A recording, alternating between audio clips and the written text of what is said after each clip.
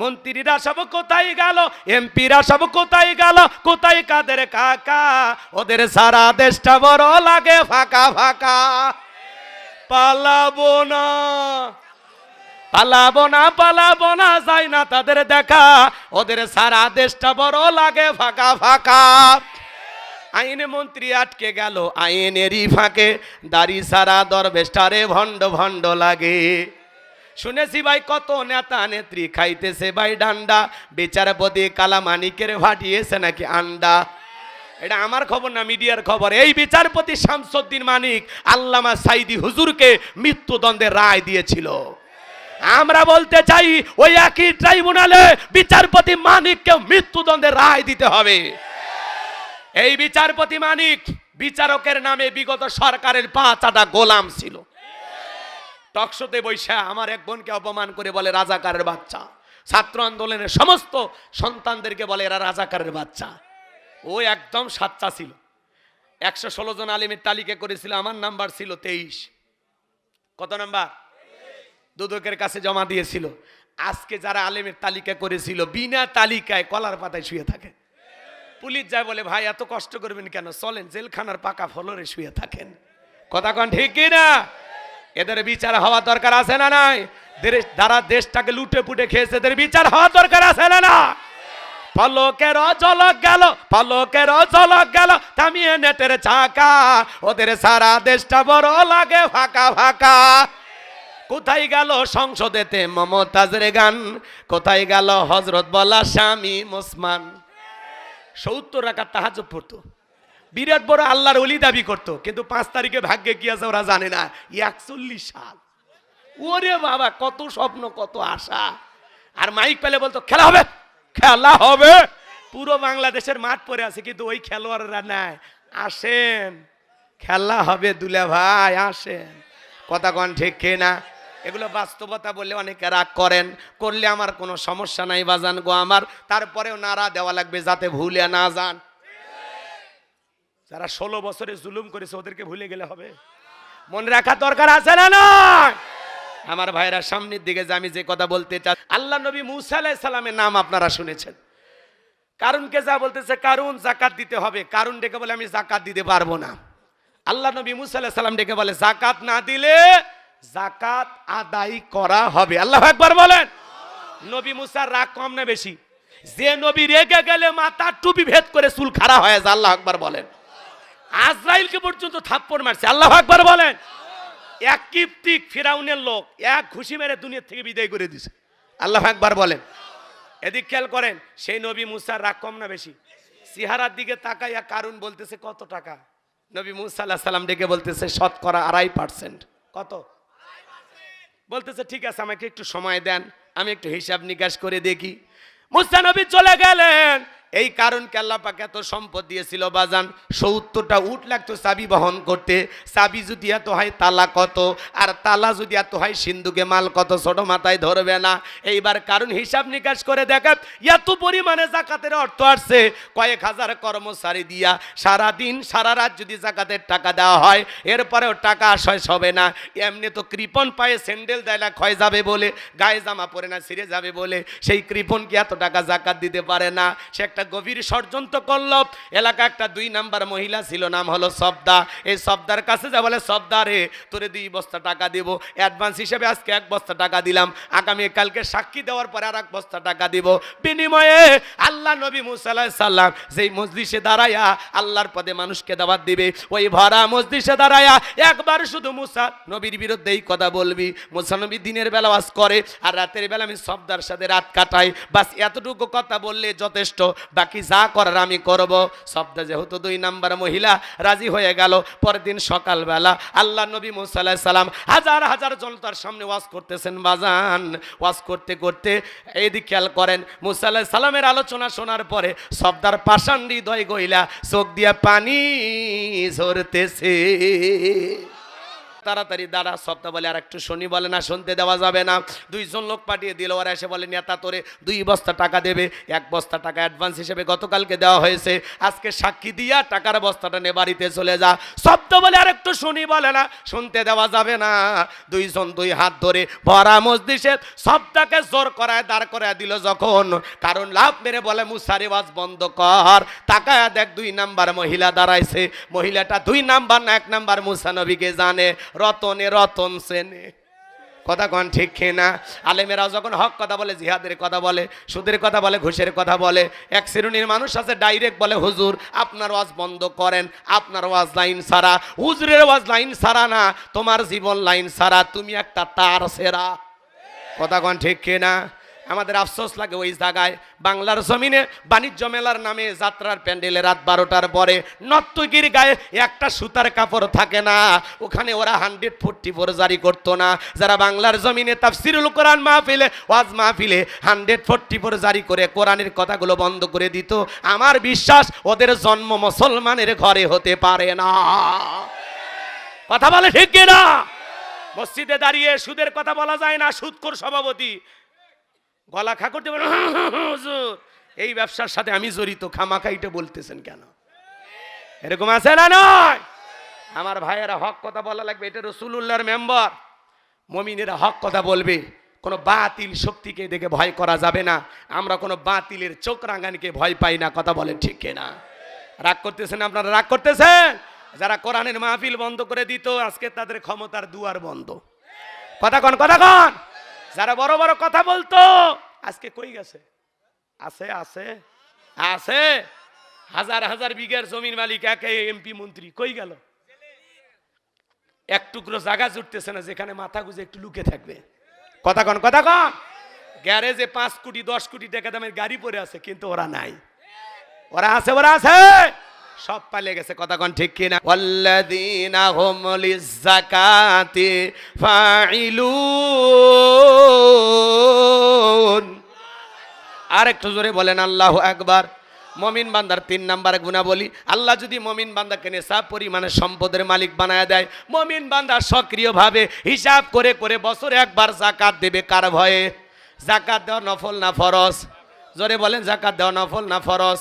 যাকাত আসছে দারিদ্রতা বিমোচন করার জন্য, যাকাত আসছে অভাব মুক্ত সমাজ রাষ্ট্র দেশ গড়ার জন্য, যাকাত আসছে রাস্তার এপারে 10 তলায় পারে গাছতলা এর ব্যবধানকে দূর করার জন্য, যাকাত আসছে এই সমাজের বঞ্চিত অবহেলিত মানুষের মুখে হাসি ফুটানোর জন্য। চিৎকার মেরে বলুন, জোরে বলেন মারহাবা। তাহলে মুমিন বান্দার 3 নাম্বার গুণাবলী, ওয়াল্লাযীনা হুম লিয-যাকাতি ফাঈলুন। মুমিন বান্দার 3 নাম্বার গুণাবলী, আল্লাহ যদি মুমিন বান্দাকে নেশাব পরিমাণে সম্পদের মালিক বানায় দেয়, মুমিন বান্দাকে আল্লাহ যদি ধনী বানায় দেয়, মুমিন বান্দা সক্রিয়ভাবে হিসাব করে করে কয় লাখ টাকার কয় হাজার টাকা যাকাত আসবে, কয় কোটি টাকার কয় লাখ টাকা যাকাত আসবে, হিসাব করে করে বছরে একবার যাকাত দেবে। কার ভয়ে? যাকাত দেওয়া নফল না ফরজ? একটু জোরে বলেন, জোরে বলেন। নামাজ আদায় করে যেমন ফরজ, যাকাত দেওয়া তেমনি ফরজ। কথা বলে ঠিক কিনা? যাকাত আসছে দারিদ্রতা বিমোচন করার জন্য। এইবার শোনেন, বাংলাদেশের অর্থনীতি যাকাত ভিত্তিক না সুদ ভিত্তিক? সুদ ভিত্তিক অর্থনীতি হালাল না হারাম? এই হারাম অর্থনীতি দিয়ে কোশ্চিন কালেও বাংলাদেশকে দারিদ্র মুক্ত করা সম্ভব নয়। বাংলাদেশকে দারিদ্র মুক্ত করতে হলে যাকাত ভিত্তিক অর্থনীতি চালু করা লাগবে। কথা বলে ঠিক কি না? আমার ভাইয়েরা গভীর মনোযোগ দিয়ে শোনেন বাজান গো আমার। আমি গুনাহগার যে কথা বলতে চাই, হৃদয়ের কান পেতে কথাগুলো শুনে যান। তাহলে বাংলাদেশের অর্থনীতি যাকাত ভিত্তিক যদি হয়, এদিক খেয়াল করেন, একটা যাকাত মন্ত্রণালয় চালু করা লাগবে। এদেশের বিজ্ঞ ইসলামিক স্কলার দিনের দায়ী আলেমদের কাঁধে এই যাকাত মন্ত্রণালয়ের দায়িত্ব দেওয়া লাগবে। ওই বিকাশের টাকা সর, গুমসর, পাটসর ওদেরকে দিলে কিন্তু হবে না। কথা কয় না, কথা কয় না। ওরা দেশের টাকা বিদেশে পাচার করে। কথা কন ঠিক কি না? আর তাদের পিছনে স্লোগান দিলে হবে না, বল্টু ভাইয়ের চরিত্র ফুলের মতো পবিত্র। উল্টা পাল্টা কথা বললে হবে না। গভীর মনোযোগ দিয়ে কথাগুলো শোনেন। এদিক খেয়াল করেন, যাকাত মন্ত্রণালয় চালু করে আলেমদের কাঁধে দায়িত্ব দেওয়া লাগে। কারণ যাকাতের 8টা খাত আছে। কয়টা খাত আছে? আলেমেরা এই খাত অনুযায়ী বন্টন করবে। ধনীদের কি করবে? সমস্ত ধনীদের তালিকা করবে। ধনীরা যাকাত দেবে না, যাকাত আদায় করা হবে। কারণ এদেশের অধিকাংশ ধনী হিসাব করে যাকাত দেয় না। উনি ধনী মানুষ, জাকাত আসছে 1 কোটি টাকা, কোনো মতে 5-10 লাখ টাকা জাকাত দিয়ে নিজের 90 লাখ টাকা জাকাত নিজে মেরে খায়, কথা কন ঠিক না? জাকাত এসে 10 লাখ টাকা, কোনো মতে 2-3 লাখ টাকা দিয়া নিজের 6-7 লাখ টাকা জাকাত নিজে মেরে খায়, কথা বলে ঠিক না? এজন্য ধনী জাকাত দেবে না, জাকাত আদায় করা হবে। উনি ধনী মানুষ, বলেন আপনার ব্যাংকে কত টাকা, আপনার বইয়ের অ্যাকাউন্টে কত, আপনার গোপন সিন্ধুকে কত, আপনার জাকাত আসছে 2,72 লাখ, কথা কয় না 33,000 না? ও তাহলে তোমাদেরটা ধরবো। জাকাত আসছে 2,72,72,500 টাকা। রাগ করতেছেন মনে হয়? এদিক খেয়াল করেন বাজান, ধনী জাকাত দেবে না, জাকাত আদায় করা হবে। এইবার কারণ ডেকে বলে নবী মুসা, ওয়াজ বন্ধ করো, তাকায় দেখো 2 নাম্বার মহিলা দাঁড়াইছে। এইবার কারণ ডেকে বলে সবদা তোমার যা বলার তুমি বলো, আমি তোমার সাথে আছি। সবদা ডেকে বলে কারণ লাফালাফি করার দরকার নাই, তুমি বসে বড়, আমি যেহেতু দাঁড়িয়েছি বলার জন্য আমাকেই বলতে দাও। এইবার সবদা বলতেছে, ও জনগণ শোনো দিয়া মন, আমি জীবনে কোনোদিন মুসা নবীকে দেখি নাই, আজকে মুসা নবীর আলোচনা শোনার পরে আমার পাষাণ হৃদয় গইলে গেছে। আমি সিদ্ধান্ত নিয়েছি আর খারাপ কাজ করব না, অশ্লীল কাজ করব না, আমি তওবা করে ঈমান গ্রহণ করতে চাই। ভালো করে বোঝেন বাজান, আলেমদের বাস শুনেবে নামাজি নামাজি হয়ে যায়, সুৎখোর ঘুষখোর ভালো হয়ে যায়, বেপর্দা চলা মা বোনেরা পর্দা করে, দাড়ি কাটা যুবকটা দাড়ি রাখে, কথা বলেন ঠিক না? এইবার সবটা বলতেছে এই কারণ কেন লাফালাফি করতেছে আপনারা কি জানেন? গোপন তত্ত্ব ফাঁস করে দিয়ে বলতেছে, গতকাল রাত্রিতে কারণ আমার বাসায় গিয়েছিল, আমার 2 বস্তা টাকা বলে দেবে বলে ওয়াদা করেছে, 1 বস্তা টাকা অলরেডি দিয়েছে, সাক্ষী দিলে আর 1 বস্তা টাকা দেবে, বিনিময়ে আমাকে এই কথা বলতে হবে। মুসা নবী দিনের বেলা বাস করে আর রাতের বেলা আমি সবদার সাথে রাত কাটাই, কিন্তু আপনাদেরকে সাক্ষী রেখে বলতেছি মুসা নবীর চরিত্র ফুলের চাইতেও পবিত্র। ওই কারণ হলো আমি সবদার নিয়মিত ভক্ত। চিৎকারে মেরে বলুন আল্লাহু আকবার। ওয়ামাকারু ওয়ামাকার আল্লাহ আল্লাহু খায়রুল মাকিরিন। খেলা কা যে গর্ত ঘুরেছে নিজের গর্তে নিজেই পুড়েছে, কথা বলে ঠিক কি না? আমার ভাইয়েরা গভীর মনোযোগ দিয়ে কথাগুলো শুনবেন বাজান। এইবার আল্লাহ নবী মুসা আলাইহিস সালাম রাগান্বিত হইয়া আল্লাহকে ডেকে বলে, আল্লাহ চাইতে গেছিলাম জাকাত, উল্টো আমার বিরুদ্ধে মিথ্যা তহমত, এটা তো মানা যায় না। আল্লাহ আপনি জমিনকে অর্ডার দেন, জমিন যেন কারণকে গ্রাস করে ফেলে, আর সম্পদ সহ। আল্লাহ দোয়া মঞ্জুর করলেন। এইবার কারণে ধন সম্পদ সহ যখন হাঁটু পর্যন্ত জমিনের ভিতরে চলে গেল, ও বলে ব্যাপার না, উঠতে পারবো, দেহে শক্তি আছে। মাজা পর্যন্ত যখন চলে গেল, বলে ব্যাপার না, উঠতে পারবো। এইবার যখন গলা পর্যন্ত জমিনের ভিতরে চইলা গেছে, ডেকে বলে, ও নবী মুসা, ধন সম্পদ যা আছে সব তোমার আর তোমার আল্লাহ, জানটা একটু ভিক্ষা দাও। মুসা আলাইহিস সালাম ডেকে বলে, আল্লাহুস সামাদ, আমার আল্লাহ অমুখাপেক্ষী, আল্লাহ কারো কাছে কিছু চায় না। আমার আল্লাহ রাব্বুল আলামিন মানুষকে দিতে ভালোবাসে, নিতে ভালোবাসে না, কথা বলে। আমার আল্লাহ শুধু দিয়েই যায়, কারো কাছ থেকে কিছু নাই না। কারণ রে তোর ধন সম্পদ সহ জমিনের ভিতরে চলে যা, আর পৃথিবীর ইতিহাসে সাক্ষী থাক, তোর মতো যারা সম্পদ জমা রাখবে, আল্লাহ রাস্তায় যাকাত দেবে না, খরচ করবে না, কঠিন কিয়ামতের ময়দানে তুই কারুনের কাতারে আল্লাহ তাদেরও বিচার করবে। সূরা তওবার ভিতরে আল্লাহ তাআলা স্পষ্ট করে বলেছেন, যারা স্বর্ণরূপা টাকা পয়সা জমা রাখে, আল্লাহ রাস্তায় খরচ করে না, আমার আল্লাহ বলে তাদের জন্য রয়েছে আযাবের সুসংবাদ। আপনার এই ধন সম্পদ যেটা জমা করে রাখছেন, আল্লাহ রাস্তায় খরচ করলেন না, ওই সম্পদ বিষাক্ত সাপ হয়ে আপনাকে সবল মারবে। তখন বলবে, কি ব্যাপার, এত জোরে কামড় মারো কেন? তখন বলবে, আমি তোমার দুনিয়ার মাল সম্পদ, কথা বলেন ঠিক কিনা? এজন্য বাজান, ধনী যদি হিসাব করে যাকাত দেয়, তাতে ধনীর সম্পদ কমে না বাড়ে। জাকাত দিলে সম্পদ আল্লাহ বৃদ্ধি করে দেবে। আল্লাহু আকবার বলেন। জাকাত মানে শাড়ি লঙ্গি না, কয় অমুক নেতা সেরাগালি বদনা, অমুক স্কুল মাঠে জাকাতের শাড়ি লঙ্গি বিতরণ করবে, তোমরা আইসো। শাড়ি লঙ্গি 5,000 মানুষ গেছে, 50,000 ঠেলাঠেলি গুতে গুতি করে পায়ের তলে পড়ে 6 জন মারা গেছে। কর্ত পেপার, বাংলাদেশ প্রতিদিন, কালের কণ্ঠ, দিগন্ত, সব পত্রিকায় নিউজ হয়ে গেছে। কি অমুক শিল্পপতি জাকাত দিতে যায়, 6 জনকে মেরে ফেলে দিছে। আপনার কি মনে হয় জাকাত কবুল হবে? এদিকে খেয়াল করেন, জাকাত দেওয়ার পদ্ধতি এইটা না। আর জাকাত মানে শাড়ি লঙ্গি না, এমন লঙ্গি দেয় 200 টাকা লিটন লঙ্গি পরে থাকলে ওর জাহান্নাম সব বোঝা যায়, কথা ঠিক কিনা? 300 টাকা নামের শাড়ি দেয়, ধুয়ে দিলে শাড়ি না মশারি খুঁজে পাওয়া যায় না। এই পরলোক, এই শাড়ি তোর বউরে পরাস, এই শাড়ি তোমার মেয়েরে পরায়, কথা ঠিক কিনা? মেয়েরে পরে 5,000, বউরে পরে 10,000, আর গরিবকে দেয় 300 টাকা দামের শাড়ি। ফাজলামি করেন না, গরিবের ইজ্জতের দাম নাই। তুমি ধনী, তোমার ইজ্জতে ভেজাল আছে, গরিবের ইজ্জতে কোনো ভেজাল নাই। কথা কন ঠিক কিনা? এজন্য যাকাত মানে শাড়ি লঙ্গি না, আর দিলে মান সম্পূর্ণ কাপড় দেওয়া লাগবে, ভদ্র সমাজে যেটা চলে। কথা কন ঠিক কিনা? এদিক শোনেন শোনেন শোনেন, আমি যে কথা বলতে চাচ্ছিলাম, হযরত ওমর ফারুক রাদিয়াল্লাহু তাআলা আনহু বলেন, তোমরা যাকাতের অর্থ এমন ভাবে দাও যাতে ওই ব্যক্তি যাকাতের জন্য পরবর্তী বছরে আর কারো দুয়ারে হাত না পাতে। আল্লাহু আকবার বলেন। তাহলে কিভাবে দেবেন? যাকাত আপনার 5 লাখ আসছে, 50 জনক দিয়ে লাভ নাই। এই ছেলেটা বেকার বসে আছে, ওরে আপনি একটা পীরগাছা বাজারে 1.5 লাখ টাকা দিয়ে, যাকাতের টাকা দিয়ে ছোটখাটো ব্যবসা প্রতিষ্ঠান ধরায় দেন। আল্লাহ যদি চায় 5-7 বছর ব্যবসা করে ও নিজেও ভবিষ্যতে যাকাত দেবে। এই ছেলেটা বেকার বসে আছে, যাকাতের 1.5 লাখ টাকা দিয়ে একটা অটো ভ্যান রিক্সা কিনে দেন। দৈনিক তার একটা 500 টাকা 1000 টাকা ইনকামের ব্যবস্থা হলো, ছেলেটার বেকার থাকলো না, তার কর্মস্থান সৃষ্টি হলো। কথা বলে ঠিক কিনা?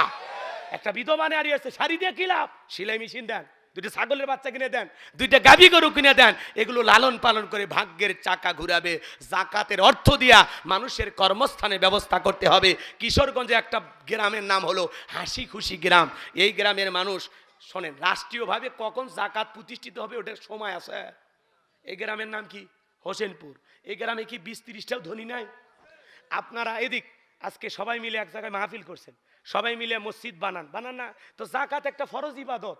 সব ধনীরা রমজান মাসে এক জায়গায় হন, ওনার 2 লাখ, ওনার 3 লাখ, কারো 1 লাখ, কারো 80,000, এরকম করে দেখা গেল যাকাত একটা গ্রামের টোটাল কালেকশন হলো 50 লাখ। ধরেন এই গ্রামে 30 জন গরিবের তালিকা করেন, একেবারে গরিব অসল, এদেরকে এই 50 লাখ টাকা ভাগ করে দেন, তাহলে ওই 30 জন স্বাবলম্বী হয়ে গেল। পরের বছর আরো 30 জন, পরের বছর আরো 30 জন, এভাবে যদি 5 বছরও গ্রামের টাকা গ্রামেই বন্টন করে দেন, 5 বছর পরে হোসেনপুরে একটা গরিব খুঁজে পাওয়া যাবে না। বাংলাদেশে একটা জরিপ করা হয়েছে, 10 বছর যদি যাকাত ধনীদের কাছ থেকে আদায় করা হয় আর সঠিক তালিকা করে যাকাতগুলো যদি বন্টন করা হয়, তাহলে বাংলাদেশে 10 বছর পরে একজন গরিব খুঁজে পাওয়া যাবে না। বলুন আল্লাহু আকবার। আরে ভাই, যাকাত ধনীর দেওয়া ফরজ, গরিবের খাওয়া ফরজ নয়। কথা কয় না কে? গরিবকে আমি যে যাকাতের টাকা দিলাম, দিয়ে দয়া বা করুণা করছি না। গরিব আমার যাকাতের টাকা গ্রহণ করে আমাকে ফরজ ইবাদত পালনের সুযোগ তৈরি করে দিয়ে বড় লোককে গরিব দয়া করছে। আল্লাহু আকবার বলেন। আর আমরা যাকাতের টাকা দেওয়ার জন্য বিল্ডিং এ লাইন দেয়, বাড়িতে যা লাইন দেয়। কথা কয় না? কথা কয় না? আপনি চুপি চুপি দিয়ে আসবেন মানুষকে, এভাবে দেয়া ভদ্র সমাজে চলে না, এটা দেওয়ার পদ্ধতি না। আল্লাহ আমাদের সঠিক বুঝ দান করেন, জোরে বলুন আমিন। আর যাকাত দিতে কৃপণতা করবেন। আরে ভাই, যাকাত দাতা হিসেবে আল্লাহ আপনাকে কবুল করছে, আলহামদুলিল্লাহ। আল্লাহ যে আপনার হাতটা এই জায়গায় রাখছে, এই জায়গায় না রাখে, এটা তো বিশাল ভাগ্যের ব্যাপার। কথা বলেন ঠিক কিনা? আমি যে যাকাত দিতে পারি, যতটুকু আল্লাহ দেওয়ার তৌফিক দেন, আলহামদুলিল্লাহ আলহামদুলিল্লাহ। আল্লাহ দেওয়ার তৌফিক দান করুক, জোরে বলুন আমিন। তাহলে মুমিন বান্দার 3 নাম্বার কোয়ালিটি, 3 নাম্বার গুণাবলী, আল্লাহ যদি সম্পদ দেয় হিসাব করে প্রত্যেক বছর যাকাত দেব। কার ভয়? আল্লাহ সবাইকে যাকাত দেওয়ার তৌফিক দান করুন, জোরে বলুন আমিন। এইবার